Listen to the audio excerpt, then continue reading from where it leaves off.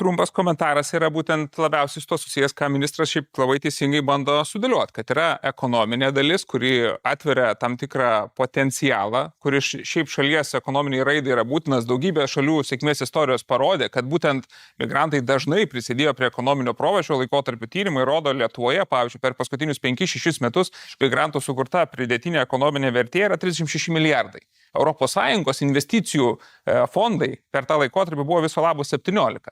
Tai akivaizdu, kad tai reikšmingas indėlis į mūsų ekonominį gyvenimą. Tačiau yra rizikos ir dėl to pasirinkimas neturėtų būti tiesiog mažinti aklai skaičius, bet tiesiog valdyti rizikas, didinant dėmesį tiksliniam pritraukimui, kas kūrė mūsų ekonominės galimybės ir tuo pačiu įgalinti mūsų institucijas ir koreguoti įstatymus, kad ten, kur mes matome rizikas ir grėsmės, kad ta dalis segmento mažėtų. Bet tai lygiai taip pat turime nepamirštos, kuri kūrė ekonominį potencialą ir kur mes matome, pažiūrėkime, užimtumo tarnyboje daugiau negu pusė visų skelbimų yra aukštos kvalifikacijos skelbimai.